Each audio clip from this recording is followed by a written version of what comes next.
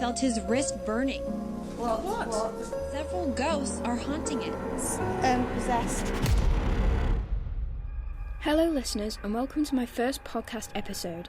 I'm Mads and this is the Hunting for Hunters podcast. In this episode I'll discuss the history of the paranormal, sharing my own experiences and interviewing a ghost hunter. Paranormal is a very interesting topic to many people because it takes place in the debate of what happens after death. Many people believe that after you die you become a spirit, also known as a ghost. The same people believe that the spirits can roam around the earth just like we do and haunt people. Because there is no accurate scientific research if the paranormal is real, all people have different views on what they think of the paranormal. Some people think limbo is real. Limbo is known as a stage between life and death, and it's where spirits go after they die before they move on. However, some don't believe in limbo, and some believe that we stay on this planet as ghosts in afterlife.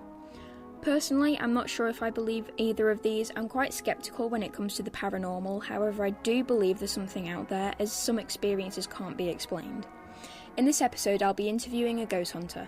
Her name is Angela, and she's been back and forth through the UK to hunt for any sign of the paranormal. She's been featured in the occasional YouTube video of different ghost hunts with some ghost hunting YouTubers and multiple small ghost hunting groups over time, which she still takes part in. She started to ghost hunt when she was a teenager with her best friend to this day, Catherine, who she first met in university as they were studying towards becoming nurses. Since the start of her ghost hunting journey, she's been to haunted hotels, morgues, old castles, streets, pubs and prisons.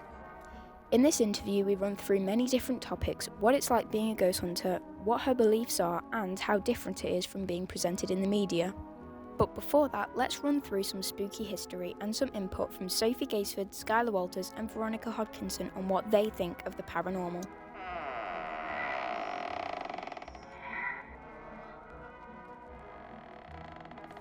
Ghost hunting first began in the 19th century when scientific pursuit in the paranormal came along. People believe that ghost hunting dates back to the Victorian era because of their strong beliefs in life after death.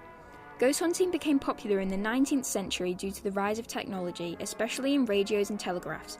Scientists started to wonder that if we could speak to one another on radios, we may be able to speak to ghosts. Ghost hunting was on the rise in the 80s and onwards as people got their hands on ghost hunting equipment. In the 80s and 90s, film was also gaining popularity. In these years, many paranormal horror movies were released. Because of these paranormal films, people started to get curious and decide to do their own ghost hunting. The whole history of the paranormal leads up to here, where I'll be interviewing ghost hunter Angela Walters.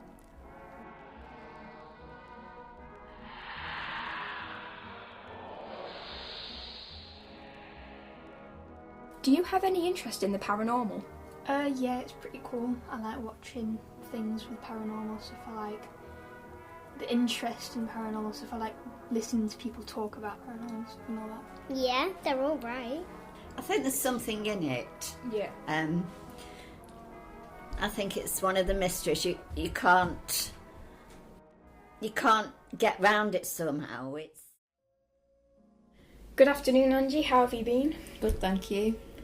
Okay, well, we'll start it off with the first question. What's it like being a ghost hunter? It can be interesting and exciting, especially if something occurs that you can't explain. But it can also be quiet and tedious at times if there's no activity. It can be cold and uncomfortable depending on the time of the year that you do it, as a lot of supposedly haunted locations are quite exposed to the elements. Yeah? What do you usually do on ghost hunts then? We do call outs to see if we get any noises back, any response. I've used the Ouija board and I've done table tipping and used the ghost voice box. And where do you usually do ghost hunts? It's various reportedly haunted locations such as castles, pubs, houses and prisons. Yeah. Who do you usually ghost hunt with then? I usually go with friends and the husband. I've only really done hunts with an organised group that you pay. The groups can be quite large, which has disadvantages because you're with strangers in large groups and you don't know what their intentions are. They could be making various noises or pushing the planchette on the Ouija board. Yeah. What was your favourite place you've done a ghost hunt? So it's probably Newsham Park Hospital in Liverpool. It's an abandoned orphanage and then later a hospital. Yes, that's quite interesting, quite a large location. Did you get any experiences there then? Not a great deal, I must admit, but there is something about going around old abandoned buildings. I quite like looking around. Yeah. What was your least favourite place to do a ghost hunt then?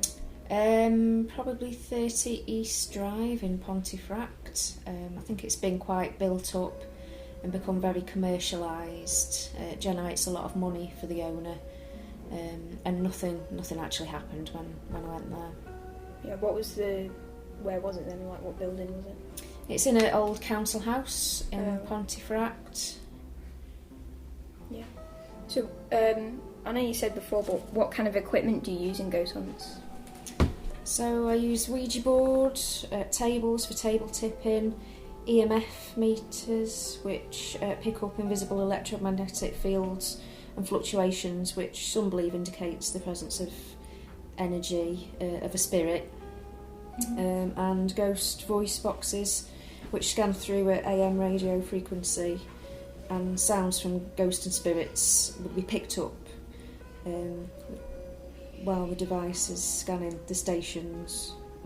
If a location was haunted, then the voices can be heard mixed in with the white noise. Yeah. Do you have any favourite equipments then to use? I quite like the Ouija board, although you don't always get a response from that, but it's quite interesting. What paranormal experiences have you faced? Not many, to be honest. I tend to look for logical explanations to certain incidents.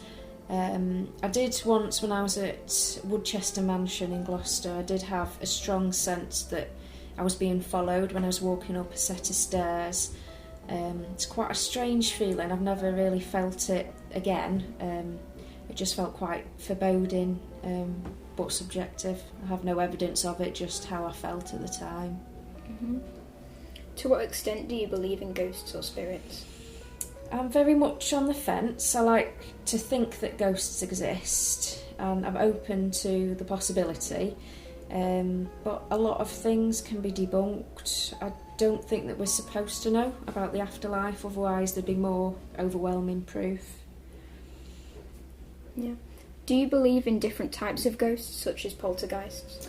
Yeah, I believe in poltergeists and spirits and the stone tape theory, which suggests that inanimate materials like stone can absorb and record high emotion or traumatic energy, acting a bit like a magnetic tape, so the recordings are replayed and manifesting as non-interactive residual hauntings. It's quite interesting, that concept. Yeah. Why do you think ghosts interest you so much? I think it's the unknown, something we can't explain, and I do find it comforting to consider an afterlife when we are reconnected with lost loved ones. Yeah. What ghost hunting locations are on your bucket list? I'd like to do the Nantwich Secret Nuclear Bunker, and there's a location called 39 De Grey Street in Hull. I'd like to visit those at some point. Yeah. What do you think of popular haunted locations? I'm quite cynical about popular locations, as you have to consider if they are just money-making ventures. As I mentioned previously, 30 East Drive, that had a movie made about its apparent haunting, and I believe the writer and the producer of the movie bought the house, and he makes somewhere like £300 to £450 a night just renting it out to ghost hunters, so that makes it a bit cynical to me. Yeah. Do you believe in any of the paranormal stories, such as the Amityville house? I think there is some truth to stories like the Amityville. How much of it is real is questionable. Over time, I think stories have been massively exaggerated and dramatised purely to make money. Yeah. And lastly, do you think the paranormal is different from how it's presented in media? I think paranormal stories portrayed in the media, like in film and documentaries, I always take with a pinch of salt. There's so many variables to consider with people's accounts, and their accounts are subjective. And I think with the rise of AI use, I think we'll be seeing a lot more supposedly paranormal events on things like CCTV and photographs that are completely fabricated, which is a shame, really. Yeah, it is. Right, well, thank you. Thank you. See you. Thank you, Angie, for agreeing to do this interview. It's been great having you on here, and it will be perfect having you back. There was a day, it must have been 2 years ago, where I was home alone. I had music playing on my Alexa, and I went to take a shower.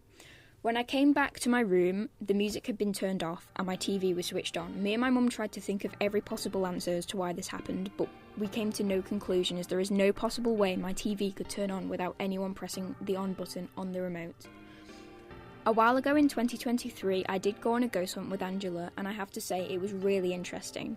What I found interesting about it all was the equipment. There are many ghost hunters out there, and every ghost hunter has their own collection of equipment to use. I noticed that Angela had quite a bit of equipment, including an EMF reader, a thermometer, some torches, a microphone and a Ouija board.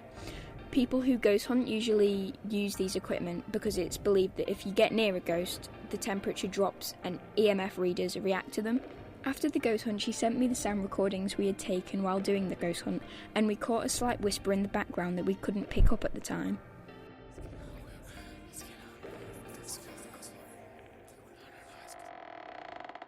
Well, that went really well, and I think Angie enjoyed it too. That interview was really eye-opening, and I hope you all find it interesting.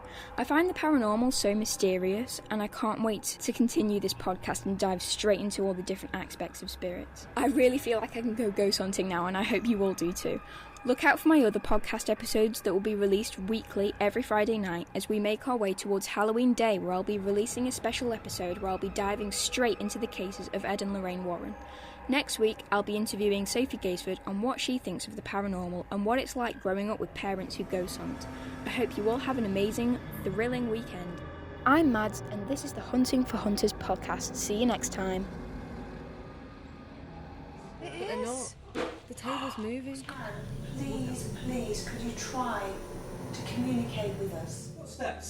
Come on, you heard that? No, I didn't hear that.